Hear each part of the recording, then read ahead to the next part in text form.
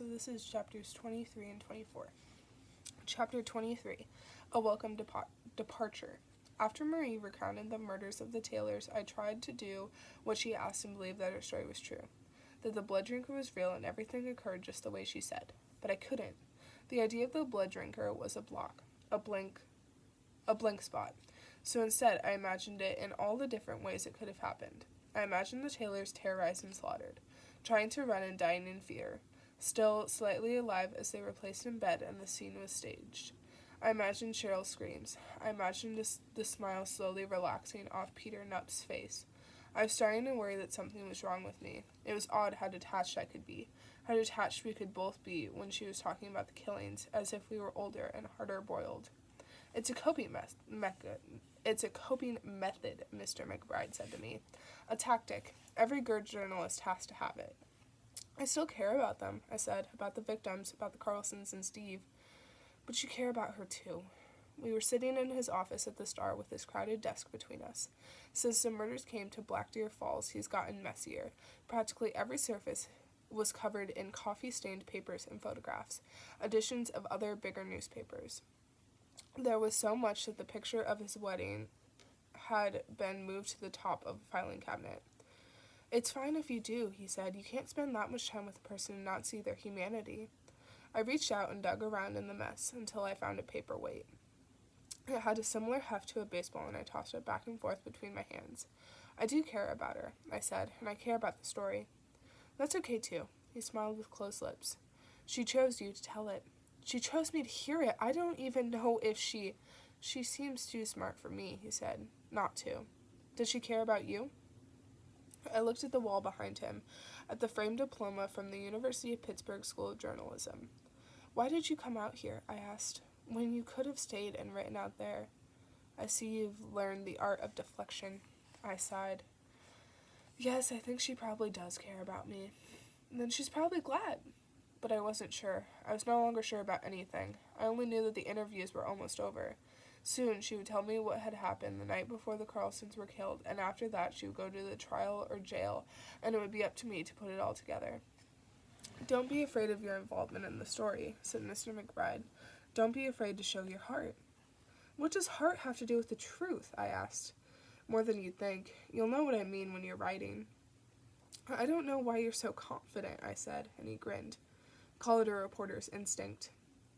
It was a day towards the middle of December that I went to the jail, and Bert told me I had to wait. Wait for what? I asked. Mr. Pilson is up there with her and Ed. By Ed, he meant Mr. Porter, Marie's defense attorney. What's Pilson doing up there? I asked. Benjamin Pilson had been in Black Deer Falls all that time, through all those strange occurrences and wild tales that must have infuriated him. He'd still been there plotting, huddled over a pile of Marie's tape sessions in his room at Mrs. B's. I really don't know why he stayed. He had almost never interfered. Nancy, do you know what he's up to? I asked. But before Nancy could guess, we heard Marie's shout, carrying from all the way upstairs. You can't do that! You can't do that, she hollered.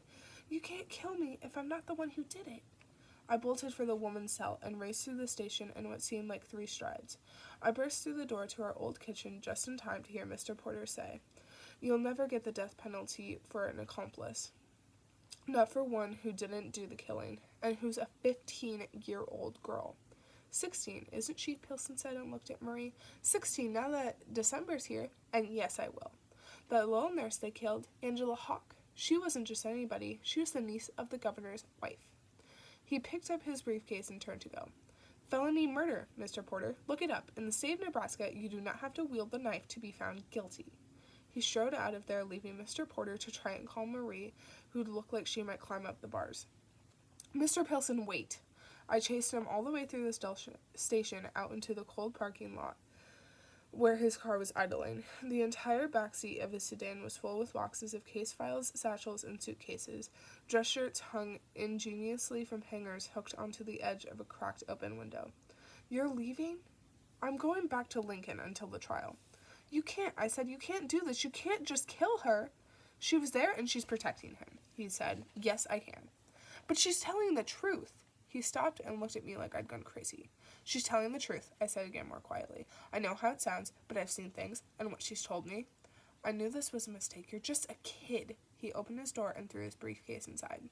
Marie Hale was advised of the potential consequences during the district court hearing, and so were you. Yet for months, you've let her play out this fantasy. When she goes to the chair, it'll be your fault as much as her own. Wait, Mr. Pilson, you just have to look at the facts. I'm looking at the facts, I said, and all the facts that you can't explain. He opened his door and made to get in, but I cut him off. The fingerprints found at the scene, the footprints, why are they only hers? The people you've shown her picture to in Loop City, in Norfolk, in Grand Junction, why is hers the only face they remember? Unless you think she did it alone? He turned away and put his forearms on the hood of the car. I could see him thinking about it, that she was the one, and I regretted floating the idea. But a moment later he shook it off. No jury would buy that once they saw Marie, so young and so little, so female. A woman couldn't commit murders like that. She could only help a man do it. She doesn't deserve to die, I said quietly. It's not for you or I to decide, but for the judge and the governor and the Lord. But it is you deciding. If you ask for mercy, they'll listen to you. So I guess it's true, he said, about how close you two have become. You do know she'll never really want to confess, that if you hadn't been there, all of this would have gone another way. But a nice-looking boy like you, from an upstanding family?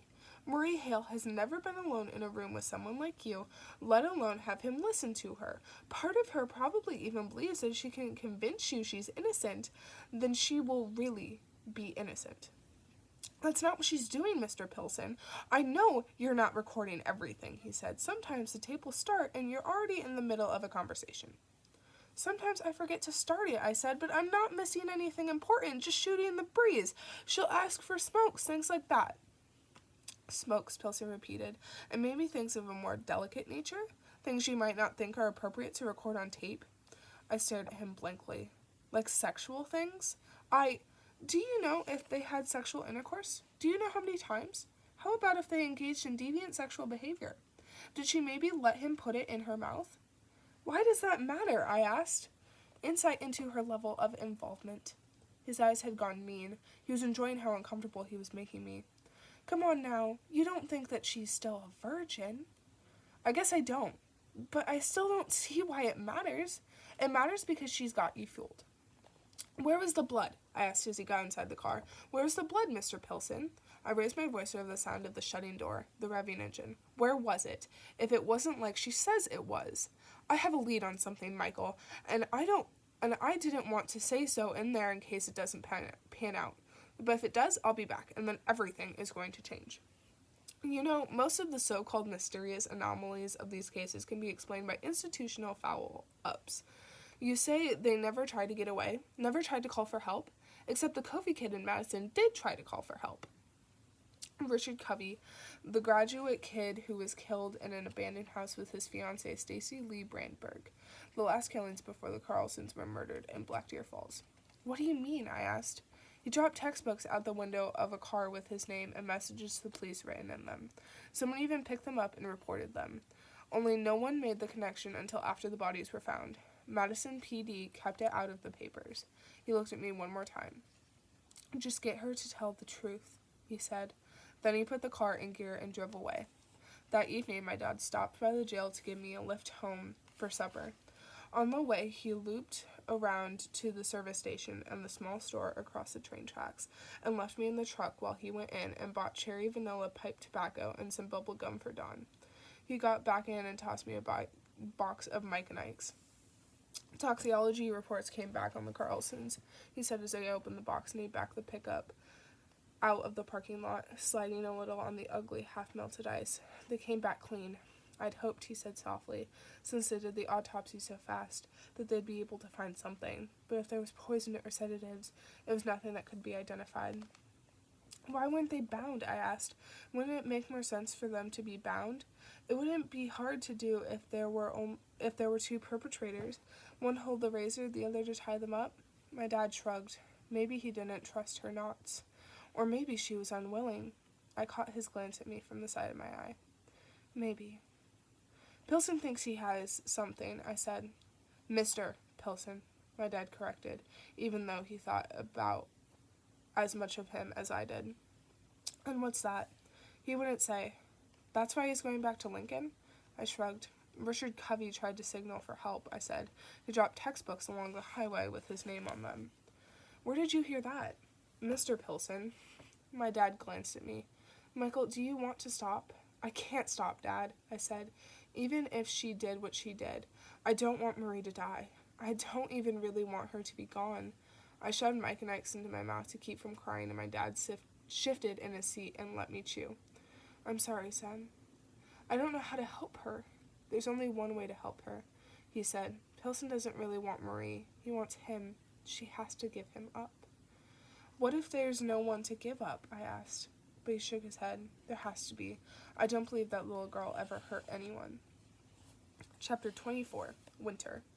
Pilson was gone from Black Deer Falls for the rest of December and all the blessed month of January, and for a while it was as if his leaving had freed us.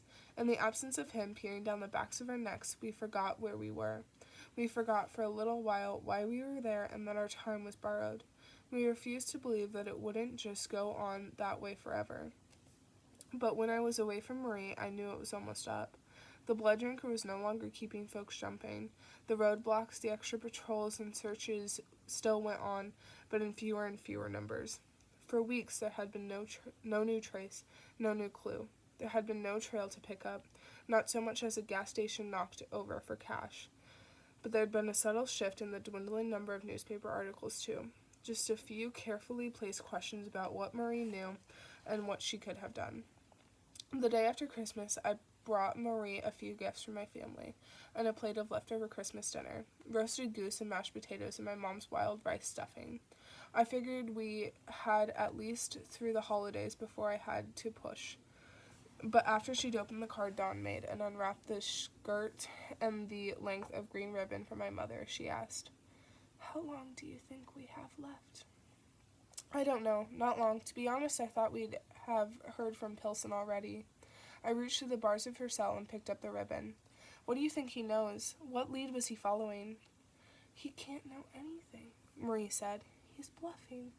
Do you think he's bluffing about the death penalty? I didn't want to talk about it that day. It was Christmas, and I figured it would upset her. No, she said. That was always what he hoped for. He's so damned lucky that Pilson showed up. I was confused. I thought she was talking about Pilson. You mean the blood drinker, I said. He wants you to die? Has to happen somehow, if he can't do it himself. It took me a moment to figure out what she meant. To die and be raised from the dead. That was how it went in the legends and the lore. Oh, I said, because of the vampire stuff? Marie's mood lightened and she smiled. Right, because of the vampire stuff. She smoothed the skirt where it lay across her knees. This is really nice, Michael. It's the nicest Christmas I ever had. I went to recount one more thing that happened before Pilson returned in February. It was a night in January, a school night, but I was up late and the rest of my family was fast asleep. I'd been up in my room looking over a book on vampire lore or maybe just reading a comic when something hit my window. A pebble, like I was a girl and someone had come calling. At first, I took it for a branch from a tree or a leaf, even though it wasn't windy out. Except it kept on, one pebble, then a second, then a third, and that one hard enough to leave a chip in the glass. I got up and looked, expecting to see Percy or a friend of Dawn's, but there was no one below my window, no one on the front porch or standing in our driveway. He was standing in the street, hidden mostly in shadows, only his lower half and left shoulder illuminated by the scant light from the Schumann's outdoor garage light. For a minute, I thought I was seeing things and blinked hard. But when I opened my eyes, he was still there, looking up at my window. I was scared at first, then I filled with jittery excitement. It was him, the one who dragged Marie into hell, who had murdered Steve and his parents and a dozen others, and he was right there. My dad was asleep down the hall, and he kept a service pistol in there with him, hung up in the closet, but it had been locked since I was a kid. So I grabbed my baseball bat instead. I don't know what I was planning. I would run him down and break his legs. I would hit him until he didn't wake up. All of the odd things that occurred to me later, that he managed to throw rocks at my window from the street, that he was standing in the middle of the night in the dead of winter with no coat on, didn't occur to me then. I just wanted to catch him. I would have been a hero. Marie would have been safe, and it would have been over.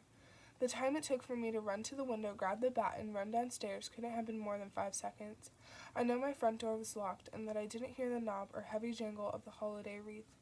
But when I charged off the last stair, the door was already open. He was standing in the middle of our living room, the exact same shape he'd been in the street, as if he was a statue that someone had moved. And despite our living room being lit by the moon and the clean white snow, I couldn't make out anything about his face. I raised the bat. "Ask her how much she drank," he said. I started screaming at the sound of his voice. I won't deny it. It wasn't like any voice I'd ever heard, and his voice hadn't moved with his words. I screamed for my mom. I screamed for my dad. Maybe I even screamed for Dawn. I was still screaming when my dad came down the stairs, half stumbling from sleep, and flipped on the lights. Michael, what's going on?" I was standing in the entryway in front of the open door. The living room was empty. They were scared. They said I'd been sleepwalking. I got a short lecture about how my dad could have shot me even though he hadn't brought his gun, and another after my mom had to field phone calls from nearby neighbors whom I'd woken. "It's that girl, isn't it?" she said. "No, it wasn't her at all."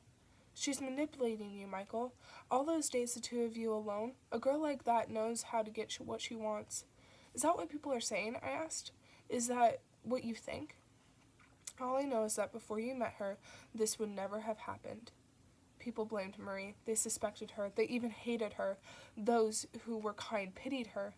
But no one believed her, and maybe that's why I had to. We found no trace of the intruder, no snowy footprints or wet spots on the carpet, nothing out of place. By next afternoon, my family had all but forgotten about it. My mother apologized for what she'd said and made me some meatloaf sandwiches to take to the jail. There was still a crack in the glass of my window, and I have never been a sleepwalker. I asked Marie about it in a roundabout way, but even she said I was imagining things. "You couldn't have come inside your house unless you'd invited him, Michael. But you didn't invite him, did you?" I hadn't, but it was funny how the bastard only followed vampiric rules when following them made me look crazy. A few days later, my dad came up to my room and made me get rid of everything vampire-related. The books went back to the library, and he confiscated a few of my notebooks. He pulled down the sketches of the symbol Percy and I had seen in the woods. Maybe it worked. Maybe it was all in my head. In any case, the blood drinker never tried to contact me again, in my dreams or otherwise. And then, a week later, Pelson returned with news.